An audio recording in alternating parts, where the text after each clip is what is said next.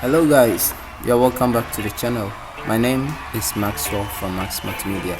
Okay, so today it's another quick giveaway. Today I'm going to give away this simple birthday flyer design in Photoshop. So without wasting much time, let's get right into the video today. One day my highest goal had reached an all-time low. Alright guys, so over here is the birthday flyer design. As you can see, this is just a simple birthday flyer design I did for a friend in a short notice. He told me the night before the date for the birthday, so I just had to put something simple and send it to him before I sleep that night. So it's something simple. As you can see, it's just a simple design.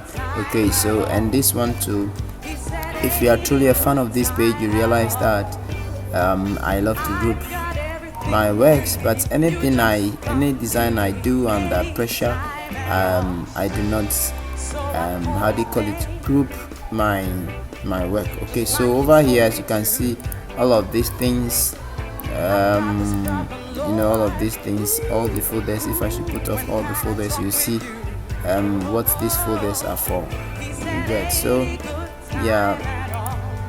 Okay, this one I do not need it, so you can just get it. This one has no password. It's absolutely free, no password. So you can just go to the description box below, just get the link and download it. Okay, so over here I saved this one, the main picture here. I added vibrance to it to make it black and white, something like this. I do not want to go all the way using any plugin, so I just give it a vibrance and make this one black and white, and then I leave it colored as well. So guys, this is just a simple birthday flyer design.